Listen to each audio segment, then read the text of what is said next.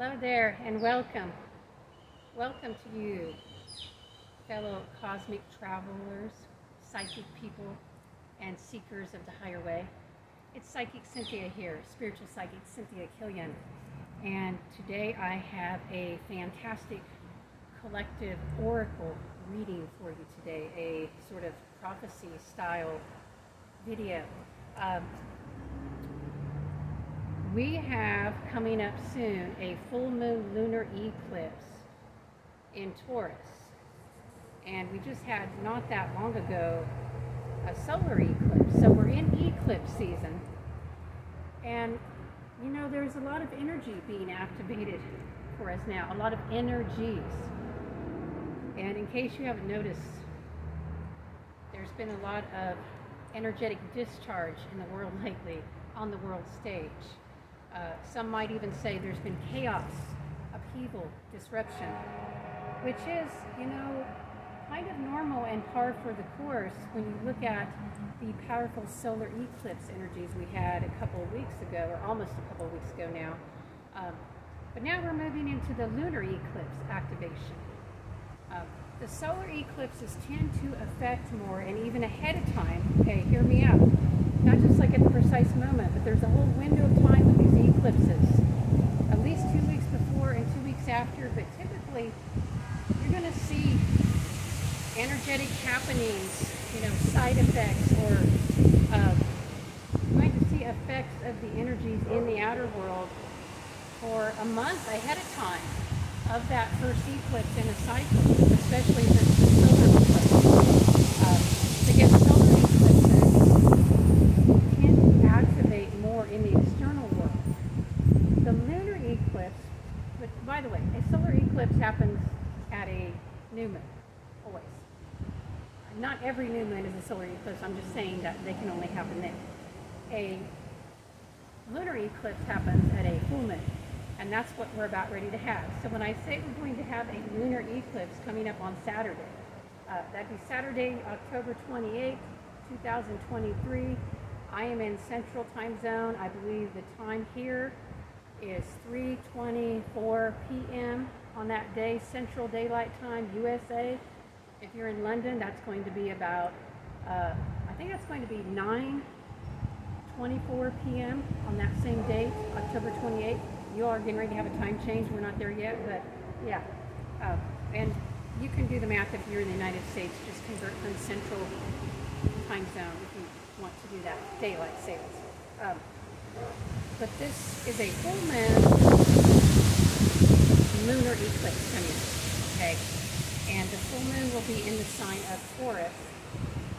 And, you know, it shares all the same qualities of a regular, irregular full moon in Taurus. You know, we have an annual full moon in Taurus every year. But it's amplified. It's like rolling up, you know, I don't know, 2 or 3 full moons in at once, or maybe 10. You know, and full moons heighten the energies in general anyway. You know, the emotions, your intensity is increased. And how much more when we've got this lunar eclipse? So anyway, I wanted to dig deep into this, and so much happening in the external world right now. I was thinking, yeah, there must be a lot happening on the inner spiritual world and between the veils and the non-physical realms, and, you know, in terms of our soul journeys. So this video is for you. This reading that I have done is beyond the astrology only. I'll incorporate some of that as we go along. But in times like this, I like to seek out, you know, the power of an ancient oracle. And there's different tools that I'll use, but 2 of my favorite tools that I have for doing these kinds of collective readings, by the way, it's not really just a collective reading for everybody. It's for whoever is seeing this. I set the intention that, you know, if you're part of this psychic cosmic tribe, in other words, if you're seeing this video, and you might only be part of the tribe for the time you watch this video, and that's fine. But if you're seeing this video is intended for you, the oracle is speaking to you, and this is applicable to your life. So please do listen up. And I have 2 tools that I will use in addition to the astrology for this type of reading when I do, I think of it as my psychic tribe reading, my cosmic tribe. We're all, on this path together. We're all part of a soul group, I think. Even if we don't know each other, even if we never know each other here in this physical space, we are fellow travelers on a journey together. And I will use the runes sometimes, RUNES, the tool from the Northern Mysteries, to do these kinds of readings. But if I really, and that's good, the runes are good, but they're primal. And sometimes I want primal, but I also want something more sophisticated. And so when I want that, I turn back to the I-Ching. And if you're not familiar with the I-Ching, that is spelled capital I can't really use my hand, I-CHING. And sometimes people will call it the I-Ching. I don't speak Mandarin Chinese, but I'm pretty sure that's not a correct pronunciation, so which is fine if you want to say it that way, but I'm referring to the I-Ching, okay? And this is a very ancient tool. It is a Chinese ancient tool, thousands and thousands of years old. And the I-Ching book, so there's a book that goes with it. And it's like the oldest surviving book on the planet, or one of them, like in terms of being reprinted over and over. So this really goes back to the core of humanity for all of us. And the origination of this tool goes back far before writing, actually. Eventually they just started writing things down. Some people say it came from well, there is an agreement that it is a shamanic tool originally, and then it became a more sophisticated tool. And some say it came from the reading of tortoise shells. They're eating these tortoise back in ancient days, and there were cracks on them. And then there is also the idea that it came up from the yarrow plant, which would make the original oracle a plant medicine. Now, if you follow me at all or are familiar with my work, you know that I'm into plant energies. So yes, I consider yarrow an oracle totem. And there are different ways to read the I-Ching. This is not the easiest oracle to work with. Now, you can get I-Ching cards, and I'll show you, but that's really newfangled. And most people who work with I-Ching don't do that. I have some just for study purposes. It's kind of fun. But typically nowadays people use coins, and you have to cast these coins out to do a reading. And it takes a little bit of time. It's certainly, a much slower process than drawing an oracle card. But that time that you invest in the tossing of the coins and the calculation helps to create a trance-like state that puts you in tune with these higher forces.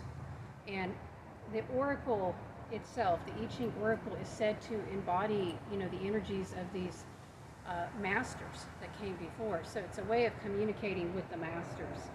Now, a more ancient way to read the oracle is with yarrow sticks. I don't do it that way very often. Not very many Westerners read the yarrow sticks. It is time consuming. How long? Well, I don't do it very often, so I'm not that fast at it. A master who is very good at it would probably take, I've heard some people say 25 minutes. I've never seen that. At least 30 minutes. So it took me about an hour, okay, because I don't do that often. But that is the method that I use, so I did consult the yarrow I-Ching oracle for this. And if you want to learn more about that, well, there might be some videos around about it. I really don't know. I guess you'll have to join one of my future classes, but I'm not going to go over all how that works. I just want you to know how I obtain this guidance. As I was tuning into the eclipse energies, rather than asking the guides what is going to happen next, because already so much is happening. And, I don't know if you notice, a lot of us are having a hard time dealing with all that's happening in our lives, and also the world on top of it.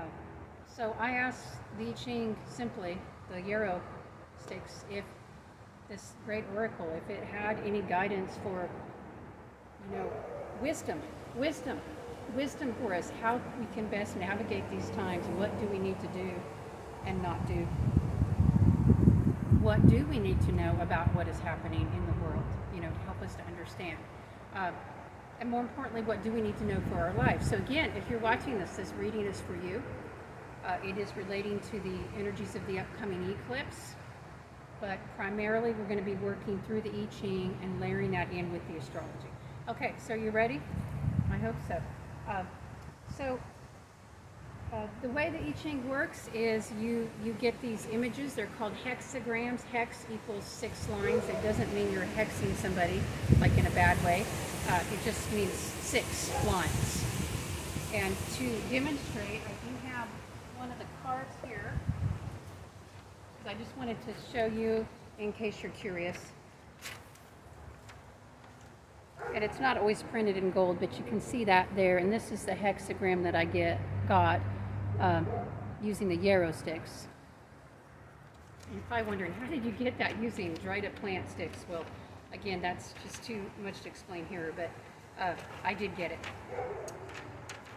And that is number 48. That is the well. This is an image of the well. You probably can't understand. If you haven't read the I-Ching, you may not understand how it looks like the well, but trust me, it does. So the well is a very auspicious hexagram, you know, a good thing to get with the I-Ching. And by the way, the I-Ching is an ancient oracle, so it is complex, and you know, it covers a vast array of possibilities. It is not all just love and light. There are hexagrams that speak of danger, that speak of warnings, that speak of misfortune, because it's rooted in the understanding of the yin and the yang and the up and the down, and things flip around and all that. So when you get a positive one, it really means something here. It's not like every single one is like, hey, this is all great. And there is a little bit of warning here. Okay, I'm going to warn you. There is a tiny bit of warning with the well. It's 98% positive, but there's a warning. Okay. But what the well is talking about, I mean, you can read this on a lot of different levels. There's a fortune-telling level, and I might incorporate a little bit of that just for fun, more than anything. But also because sometimes you just want to look at the lower levels, you know, the day-to-day, mundane levels. But there's also a deeper level. Okay, and if you're curious about the fortune-telling level, well, here, I made some notes. Okay, here's my notes on that. You know, to me, if you look at this on a mundane level, the well is about prosperity. It's like, oh yeah, hey, there's some abundance available. It is here, you know, but you do have to reach down deep into the well and draw from it. When the well shows up, because, and I'll read the little poem here, but it speaks about basically times may change, cities may change. You know, as in architecture, who moves in and who moves out. Like in ancient China, the dynasties will change, or in a town, who lives there will change. But the well doesn't change because it's part of the land. And, you know, it's the same water as before. And really, the well here is, looked at on a deeper level, it is the source, spirit, if you prefer the word God, the divine. It is the inexhaustible energy of the universe. So the generations of humans come and go, but there is an essence, there is a source of energy and replenishment that remains. And that is important to remember right now with all the deaths going on, you know, that we're seeing broadcast through the news with the wars. That even as the generations come and go, and sometimes too soon, there's still that source of life and energy, and more life comes, whether, even if it's not human life, you know, life is all around. So, yeah, there's that idea that things are changing. The past is over, even if you don't want it to be over in your life. Even things that once worked for you may not work anymore. And so that's what you're dealing with, where the past is over, but the future is not yet here. The new, you know, way of being, you're not yet grounded in a new reality. You don't know where you're headed necessarily, or you don't maybe know what it's going to look like. But so what do? You concentrate on the present moment. You concentrate on developing your talents and your capabilities and your skills now You also concentrate on utilizing your resources in the present moment. Yes, to shore up your prosperity. I mean, on a fortune-telling level, that would be true, but also to develop yourself. Because the well speaks of an inner transformation that is going on. And maybe things are not entirely easy right now because, I mean, there is so much abundance available, but you have to reach down into the well to get it. And there is growth available in yourself, but you have to reach down into the well and get it. That's what this is saying. You do need, this oracle is counseling us to use our strengths, our assets, our skills, our generosity to help others during this time, if you can. But you can't overstrain yourself. It's funny, it's kind of saying both ways because there's a little bit of, well, I said warnings. We have what's called moving lines, so this adds another flavor to the reading. So yeah, ordinarily it's just the well, let's just reach down, use your generosity to help others, encourage others. But we have a moving line in the 4th place, and if you don't know what that means, don't worry, I'm about ready to tell you. So in the 4th place, when there's a moving line there, this changes the nature of what the prophecy is here, the oracle. And what it's saying is that the well needs to be lined with stone. So it's saying that you need to put your house more in order. There are things you need to tend to before you can help others. So I think one way to look at this is just ask yourself, where do you need to put your house more in order? And, I can't know that for every person watching this, but, just take care of your business, okay? Spiritually, emotionally, mentally, on all levels of your health and well-being. Take care of what needs to be done. If it's your laundry, do it. If it's reconciling with a loved one, do that, okay? If it's, getting back on your meditation practice, do that. If it's, I don't know, finding a teacher of some kind, do that. If you need to get help, do that. I think there's implicit, even though it's not said, there is implicit in this reading for you today that you have a sense of what you need to do, what the next step is, at least, to get your house in order, even if that is to seek out help or advice about how to get your house in order. That could be very well the next step for some of us. Sometimes you get overwhelmed and you don't know where to start. So you seek out help either with a counselor, a psychic, a doctor, I don't know, or a book, or, a video, or whatever, okay? However you're seeking a neighbor, maybe, a family member, a loved one. There's so many. The I-Ching, that's what I do. I seek out help with the I-Ching, or a tree, for that matter. I can just go sit by a tree. Maybe you could try that. That won't work for everything, okay? But it might be a good place to start your self-reflection. So yeah, there's a lot of abundance with this, and there's a lot of goodness to it. There's an inner transformation taking place, but you do have to reach down to the well and pull it up. So what you want and that life you want to create is most likely within reach, but you have to reach for it. That's what this hexagram is saying. It aligns beautifully with the eclipse because we have this eclipse at 5 degrees Taurus. The moon is at 5 degrees Taurus. The sun is at 5 degrees Scorpio. This is an axis.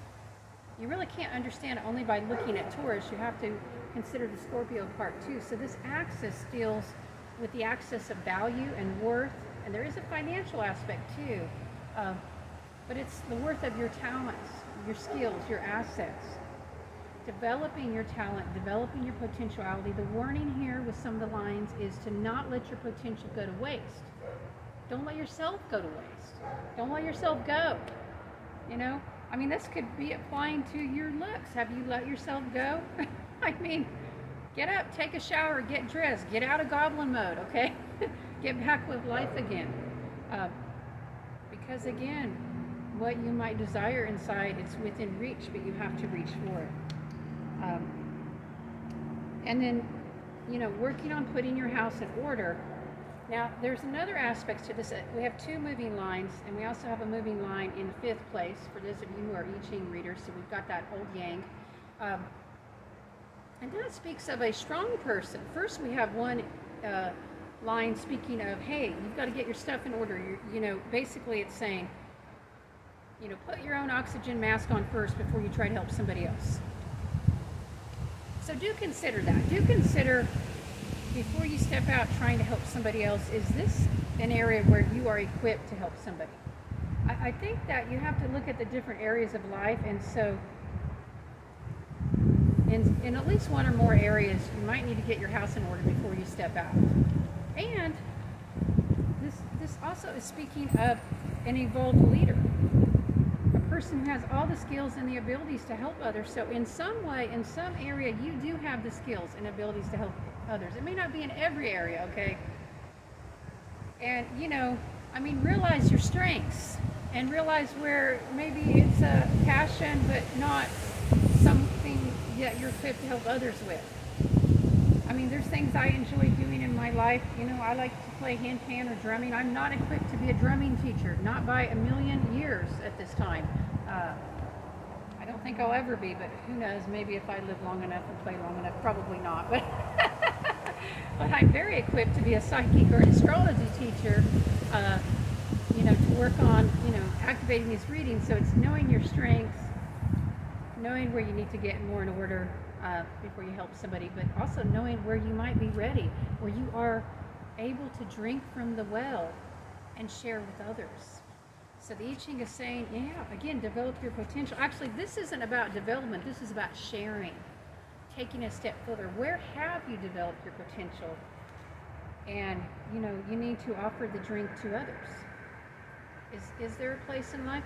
Or maybe you have some extra, you know, assets or money. Well, you know, it doesn't have to be money, okay? That's one thing. I mean, a lot of people say, you know, if, like I hear people say, if I win the lottery, I'll help a lot of people, but maybe you can help a few people now. And not necessarily with money. Maybe there's something you can do. I mean, if you have health, just even physical health, maybe you don't, okay, but let's say you do. There's probably a lot you could do and share of your, you know, self, your time, your energy. You just have to be creative.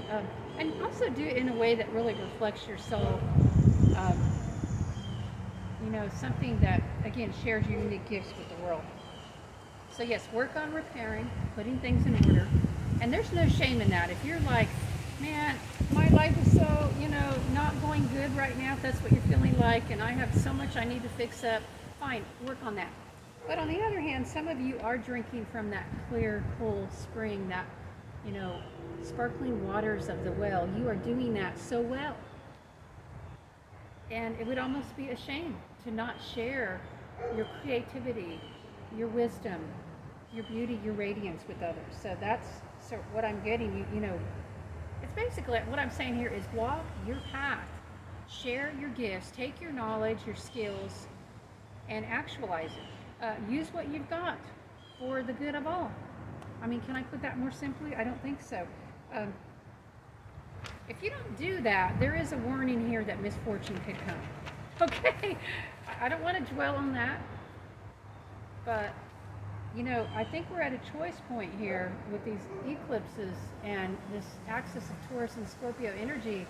You know, we have to let go of the past.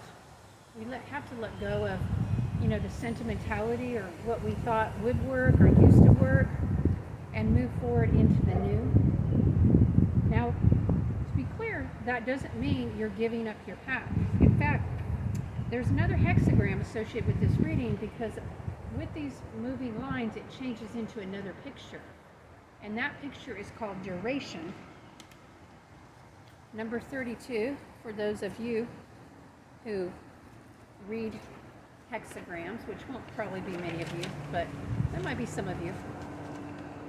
So that's called duration, or sometimes it's called principles or consistency, continuing. And that's talking about having purpose, having your vision, enduring in that vision, continuing forward while adapting to the times. So, you know, again, the past is over. You can't keep doing things the way you've always been doing them. Not all of it, you can't. There's changes that are already having to be made, and that's also true in the world at large. We can hold, though, and you can hold to your higher vision, your higher principle. What's that goal that you have in mind, that, you know, higher vision and higher purpose? You just need to tweak your focus a little. You need to redirect your focus in how you're doing things. And like a willow tree, you know, you need to bend. It's windy today, so I might have to bend with the wind. I can still stand firm in my principles, and you can too, but you might have to bend a little. Adapt to outer conditions while holding firm, you know, holding that vision. You don't give up, though. Okay, do not give up. This is saying do not give up. Maintain consistent effort. Maintain long-standing effort. Don't expect too much too fast. I mean, we've got this eclipse in Taurus, Moon in Taurus, Sun in Scorpio. Taurus is the slowest moving sign. Did you know that? Well, I don't know. Pisces might be up there with Taurus. It's a pretty slow moving sign generally. It gets things done, but it gets it done in its own time. The universe is saying, whatever you're working towards, you have to be prepared to go the extra mile, to go the duration. If you expect too much too fast, well, I see people do that, and then they just self-sabotage. You know, check your expectations. I mean, are they reasonable? For example, I mean, if you're, you know, struggling at the poverty level and you want to work to increase your abundance, I mean, would it be reasonable for you to expect to make $1 million next year? I mean, it might be. It depends on if you have a plan.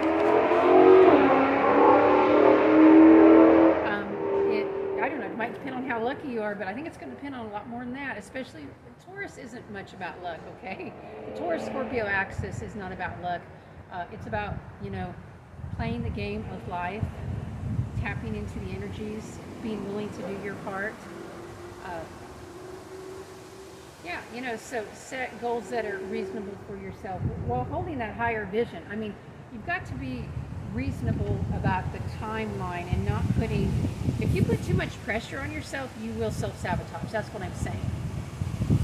And what's too much? I don't know, because I don't know, you know, every circumstance of every person watching. You have to kind of feel that. I mean, I think that when we're reaching for something, it should feel a little bit like a reach, but it shouldn't feel like you're going to knock your bones out of place. So when you look at some of the traditional, I'm going to call it poetry, the interpretations, well, it's not interpretations, these are poetic images for this, it does kind of warn about overreaching because, well, it says the well, the town may be changed, but the well cannot be changed. That's your connection to source energy. It neither decreases nor increases. They come and they go, the humans, and draw from the well. If one gets down almost to the water, and the rope does not go down all the way, in other words, if your rope cannot go down all the way to get the water, you know, you didn't go down deep enough into your potential, you weren't willing to explore your path deep enough, that's one danger. And then, of course, that won't be good. Or if the jug breaks, then that brings misfortune. What is the jug breaking? The jug is pushing yourself outside of your endurance levels. So as we look at, you know, this situation changing into a hexagram associated with endurance, you have to ask yourself, you know, how far can you, I was going to say comfortably push yourself. It's never totally comfortable to extend ourselves, but how far can you extend yourself without breaking? So you're not trying to push to the breaking point here, and if you do that, you will break. The jug will break. So have you been doing that? Then back off a little, okay? Because that is, you know, obviously a formula for burnout, or in this case, the jug is breaking. You know, you have to have sustainability. So this is about standing in your purpose, standing in your passion. It does help absolutely to have a passion. If you don't have a purpose right now, I mean, if the purpose is to get your kids through school, if the purpose is to lose weight, if the purpose is to reach people with a spiritual message, if, I don't know, for some of you the purpose might just be to make a certain amount of money. Okay, fine. I'm not saying that is the highest purpose, but it's a purpose, it's at least a focus. You need a focus right now of your own making, your own choosing, because if you don't, you will be tossed about on the waves of this world craziness. And the thing is, with the Scorpio energy being involved here, you know, it's a very deep, powerful energy. It shows that you can activate your will. It shows that you can make things happen by tapping into your own mind powers almost. You know, going after what you want by focusing on it. But there's also chaos. There's also drama and conflict wherever Scorpio goes. That's why wherever you have Scorpio leaders, you will see almost always an increase in war or involvement in war for those countries. And if you don't believe me, start looking at the birth dates of Scorpio. And there might be some countries that have Scorpio leaders right now. I'm not going to say who. that's you know, research for you to do. But yeah, you know, Scorpio has power, and wherever power goes, conflict follows in our world. I'm not saying I like that or that it's right or I wish it was that way. I wish it was not that way.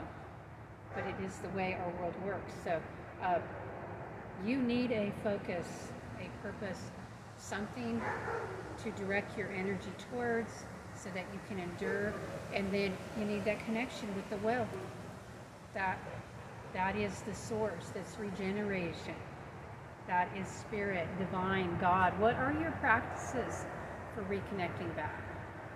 What are your, you know, meditations, your prayers, your chanting? I don't know what it is for you, whatever it is. Maybe it's just being in nature, contemplating. How do you reconnect? How do you refuel? How do you replenish from the well? You've got to stay replenished. And I'm going to give you a hint, whatever your practices are, or whatever they will be, it does require stepping away from the chaos for a little while. You know, turning off those news notifications. I mean, you can't leave your whole life, but you know what? You can turn off the news. You can turn off, you know, videos and stuff if you want, or at least turn off the ones that, you know, make your blood pressure raise. If something, you know, you can feel it. If something accelerates your blood pressure, you know, if you find your signals your body is giving you do not feel good, you go into a stress response, just watching or hearing or listening or being around this person, well, you either got to learn how to respond differently, staying in your light, which is good, but also maybe you don't have to partake of that thing. I mean, I get it. If it's a family member, you know, that's different. You might have to connect with them or not. I don't know. But you have choices. You know, you have choices about what you watch, what you listen to, what you read, who you follow. Use them. Use them well for the preservation of your mental and spiritual health, for the replenishment of your well, so that you can continue to endure, to create, and to come into your higher purpose, to achieve those things that you wish to achieve. Alrighty. Well, I hope you enjoyed this oracle reading. I know it's quite a bit longer than my usual videos, but it's my treat to you for this eclipse season. And until next time, I'm wishing you much peace and much courage as you go deep to draw from the well. Bright blessings.